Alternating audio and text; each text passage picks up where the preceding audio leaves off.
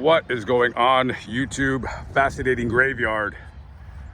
As I leave the gravesite of John Doe Boyd, who I just did a video on my other channel. If you want to watch it, the link to that video will be in the description box below and pinned in the comments. Another grave that I previously visited earlier on in my channel a few years back is the final resting place of Susan G Komen. Now, possibly her name doesn't ring a bell, but the charity that was named in her honor, Race for the Cure, you probably heard about that. Race for the Cure is a charity that people donate to fund breast cancer research, oftentimes throughout the whole country. And I believe they've also had walks around the world. They do 5K walks, 5K runs to bring awareness to breast cancer survivors, people who have passed from breast cancer, and breast cancer research. When Susan was 33 years old, she was diagnosed with breast cancer. Now, breast cancer has been around since time itself. There's been going back into ancient Greek civilization. Some of the more known Greek philosophers have written about this disease and about the tumors and the disfigurement that women would have related to this disease. And you go even to Egyptian writings and hieroglyphics where they show a kind of a cancer or a disease coming from a woman's bosom. Back in those days, we didn't really know much about medical advancements or technology, so it was often thought that some women would just get it when they reached a time where the end of their menstrual cycle occurred. But as time progressed, you go into the 1600s, the 1700s, we later started coming to find out about what this disease kind of is. We still don't know very much about it back then. But technology started rapidly improving. In, I believe, 1895, William Halsted did the first radical mastectomy. That is the removal of one woman's breast. A very, very disfiguring surgery, to say the least. And it's not always guaranteed to work. A woman, oftentimes, when they are faced with this dreaded disease, they have a couple options. You can, in their minds, disfigure yourself. We do have, reconstructive plastic surgery available to where we can reconstruct a woman's breast, but for the most part, the breast is oftentimes it is what society has, determined to be an important mark on what makes a woman a woman. What is beauty, determined by the size of a woman's breast. Oftentimes it is what it is. And it also is a identifying mark on a woman and what separates her from a man. And I'm not talking about that other stuff. I'm talking about a real woman. And when Susan was diagnosed, and previous times, women tended, before, in the 20s and the 30s, women often kept it to themselves because it was almost like a scarlet letter. There was a sense of shame, almost like they were responsible for it, even though they weren't. And oftentimes, women wouldn't tell their children. Maybe they might tell their husbands, but mom's getting sick, and you kind of wonder what's going on, and come to find out your mother had breast cancer, but she never ever told you. Maybe she wanted to spare you the anxiety of knowing that your mother's time on earth is fleeting. Later on in the late 1800s, they started developing x-rays to detect cancer in the breast, and in I believe in the 30s, 1937, Jacob Gershon Cohen, he basically developed the mammogram, which is basically a low dose radiation x-ray sense. And when Susan was diagnosed, she would only live 3 years, and she died in 1980 at the age of 36.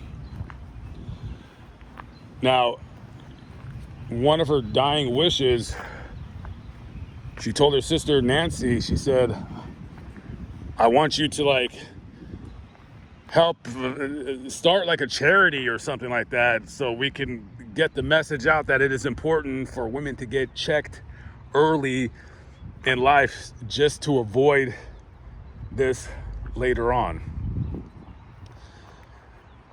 And surprisingly enough, even though it doesn't get a lot that people don't really talk about it very much, but 1 out of every 100 breast cancer cases is diagnosed from a man. Men can get it too, believe it or not. It's not often talked about, but it is true. Maybe there's a certain kind of embarrassment when a man gets it, that they don't want to talk about it because it's deemed a woman's disease, which, more than not, yes, it is a woman's disease, but a man could die from it as well. So it is important for us guys as we grow older to get to the doctors, even though we don't like the doctors. And I'm getting to that age too, where I'm going to have to start going to the doctors and start taking tests and doing scary procedures just to make sure that I make it out okay. This is the grave of Susan G Komen, October 31st, 1943 to August 4th, 1980. In life, a cherished daughter, beloved mother, and devoted sister. In death, a promise and a race for the cure, so that others might live. In the hearts of millions, a name of love and compassion that shall live forever.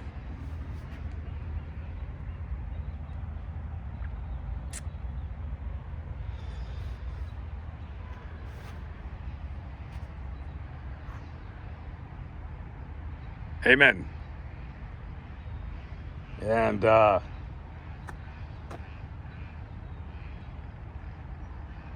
dreaded disease. I can only imagine the nightmare that a woman goes through when she finds out that her life is in jeopardy, that she might only have 1 year left to live. That's why it is important, and I'm not preaching, I'm just saying, I'm repeating what doctors have said. It's very important to get that mammogram, to do early detection. If you got cancer that runs in your family, to get checked. Just like when I did that video about Jennifer Faulisi.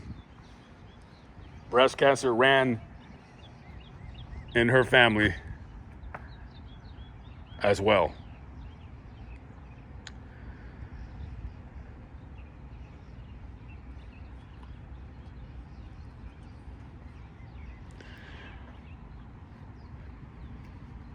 A story that, when I think about, still pisses me off. Still pisses me off what happened with that girl, with that woman. If you don't know the story, if you haven't seen my video that I did about Jennifer Faulisi, I'm going to put that in the description box as well. That video is the most important video on my channel. That is the most important video I've ever done on my channel. And If you're watching this video, you need to watch that video. I implore you to watch it. So I'm gonna put that link in the description as well. Honestly, as far as I'm concerned, that video should have gotten 5 million views. If there's any video on my channel that I think is more deserving of 5 million views, trust and believe it is that one. And maybe the YouTube algorithm would blast that video with getting it out to the masses. That video is not monetized, and that wasn't my concern. Some videos get monetized, some don't. Some I don't bother with it, because my message, getting it out with pictures, graphic pictures, pictures that make people feel uncomfortable, is a lot more important than making a couple dollars. So as I leave Peoria, Illinois, I say rest in peace again to Miss Komen, and I'm hitting the road, guys. I'll catch up with you later on the next video. And I want to say, I thank every single one of you guys for sticking by me, for watching my channel, watching my videos. And I hope you guys continue to stick around, and I hope that I continue to stick around as well for as long as I'm able to walk, to breathe, to wake up and inhale God's good air. I'm gonna keep doing what I'm doing. Live but not live, but still alive by the grace of God. I'm Lamont at Large. I will see you on the next video. Peace out.